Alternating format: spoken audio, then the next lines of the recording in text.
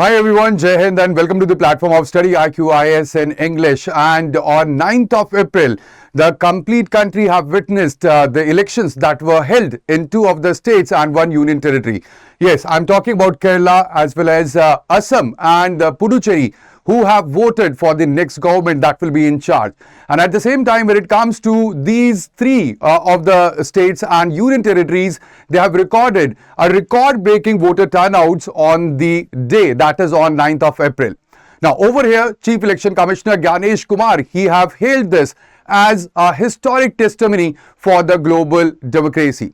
At the same time, over here, both the parties, the ruling parties or the incumbents, they are claiming that this higher voter turnout is the support of the ruling party as well as the opposition that is there. They are claiming that it is a bugle for the change and ultimately the opposition will be there in the ruling. And what will happen? That will be the result that will be declared on 4th of May. So we have to be patient to know about what the result will be when it comes to the two of the states and one union territory that have voted in a single day for the elections. But at the same time, when it comes to the higher voter turnout, that is very important to note over here that there had been a higher voter turnout, and ultimately when it comes to the reasons why there was this higher voter turnout, it could be hazardous to delve into it, and it could be also teach us to know about the meaning of this, why this happened. But at the same time, it is very important to note because we know that the SIR or the special intensive revision of the electoral roll is going on right now. The Election Commission have conducted this SIR or the special intensive revision of the electoral rolls along with the special revision before the polls. And at the same time, the aim of this SIR was to purge the ghost voters and the duplicate entries which are there in the electoral rolls. Ultimately, over here, as we have witnessed, Assam has also voted for the next elections. But at the same time, over there is the NRC process that is ongoing, or the National Register of Citizens, that have also influenced the voter turnout during the complete elections.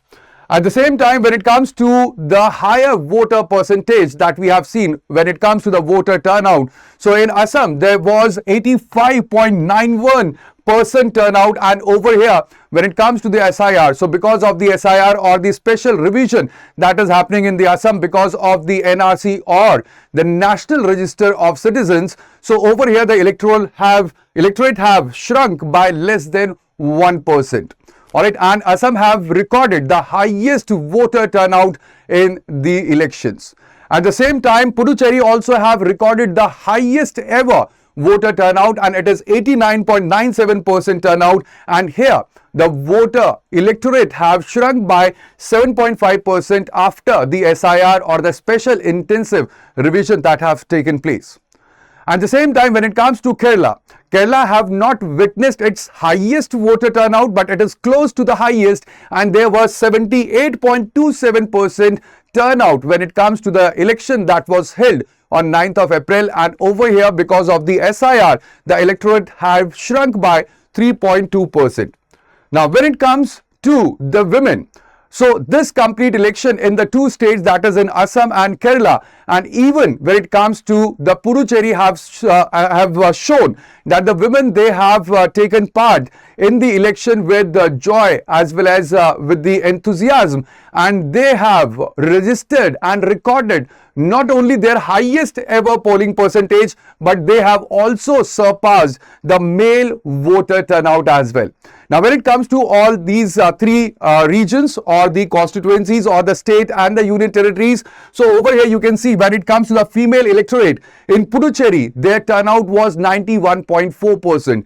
In Assam, it was 86.5%, and in Kerala, it was 81.2%. And they have surpassed the male electorate turnout as well. In the Puducherry, the male turnout was 88.1% as compared to the female electorate turnout that was 91.4%. So over here you can note that this is somewhere around 3% of the difference when it comes to female and male voter turnouts. At the same time, in Assam, the turnout was just 85.3%, but at the same time, in Assam, the female voter turnout was 86.5. That is somewhere around 1% of the increment beyond the male voter turnouts.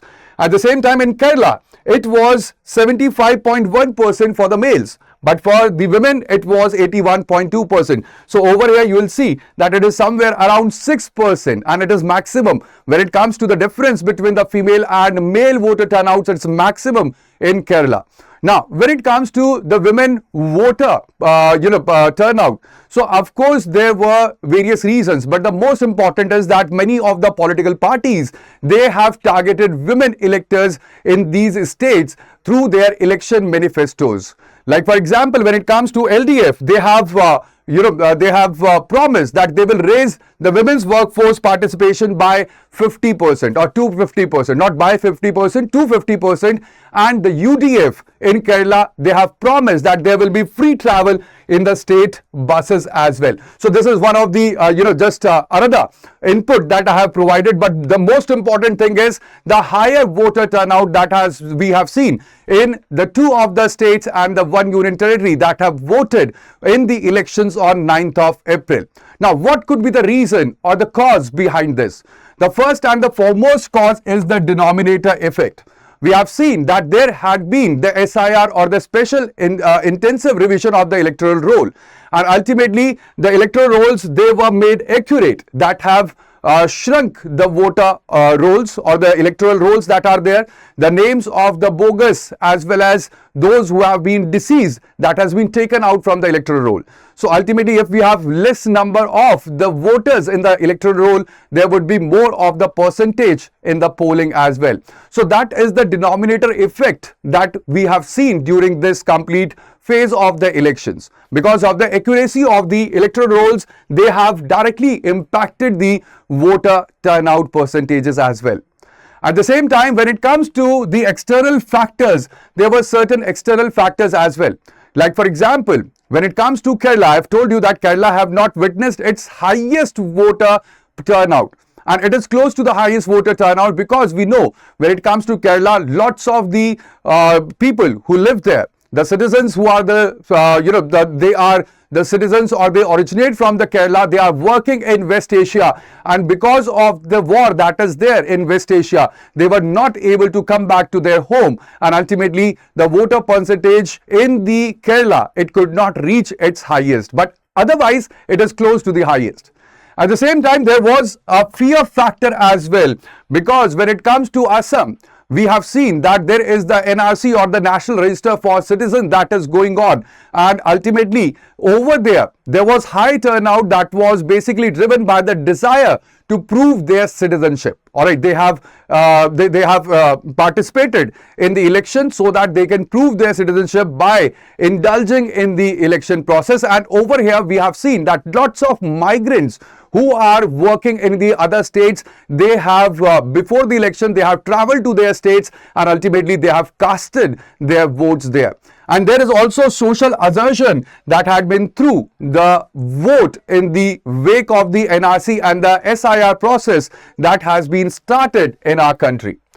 Now, when it comes to the silver line that we see over here, the silver line is when it comes to the Western democracies or the Western nations, over there the voter percentage, it is shrinking, and that is called as voter fatigue. So in that perspective, you can see that India, that is the largest democracy in the world, and we have the highest population in the world. Over here, if the voter percentage is increasing, that means the people, they have faith in the democracy or the democratic system that we have in India.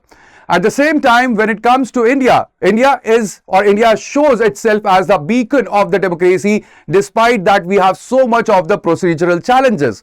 We have seen that there had been lots of demonstration that was because of the SIR or the special intensive revision of the electoral roll.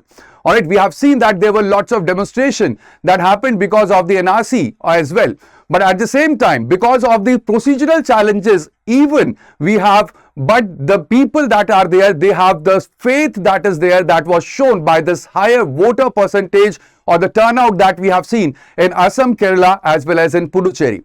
However, there are the concerns over the transparency, that is over how names were deleted during the SIR, and ultimately we have seen that there was a case in Tamil Nadu. There was a lady from Tamil Nadu who have approached the Supreme Court, and Supreme Court denied intervening into how her name was deleted from the SIR or after the SIR. Now, what could be the way forward? The way forward for increasing the voter participation in the election democracy that we have in India, there have to be a way or the means through which we can move forward for the remote voting or the postal ballot system. We already have postal ballot system for the people who are there in the armed forces. But at the same time, to accommodate the migrant population that is there, it is a required step so that we can move forward and we can increase the participation of the voters in the electoral democracy that we have in India. At the same time, the Election Commission of India, it should be enabling and not restrictive when it comes to the elections as well as the electoral roll disputes. If there had been the names of the people which have been taken out from the electoral roll because of any discrepancy, so there should be an easy way to get the names added back into the electoral roll, and that is where the Election Commission of India, it should work forward.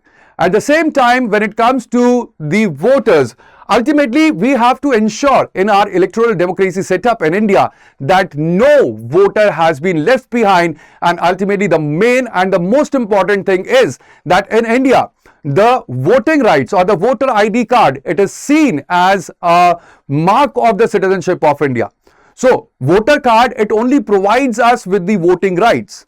At the same time, citizenship is completely different. So over here, what needs to be done is that we have to delink the citizenship from the electoral rolls, and we should move forward by identifying the citizenship through different means so that ultimately what will happen is that the people are not afraid of casting their votes, or they are not compelled to cast their votes. Actually, the voting right should be inherent, and the people, they must be internally motivated to cast their votes in the election systems that are there. So ultimately that would be all, but at the same time, the voter enthusiasm that we have seen, it is the sign that we have a healthy democracy that is there in India. We have maintained the integrity of the process, and it is what it keeps alive. The democracy is kept alive because of this integrity that we have maintained. So that would be all in today's session. Thank you very much, guys, for joining me over here. At the same time, if you want to connect with me, you can join me over the Telegram. And for this, what you can do is you can scan the QR code, or you can search for me at @Bhanwar_StudyIQ. That would be all in today's session. Thank you very much, guys, for joining me over here. Plus, do not forget to like the session, share the session with your friends, and also subscribe to our channel for more such future updates. Thank you. Bye-bye. Take care and Jai Hind.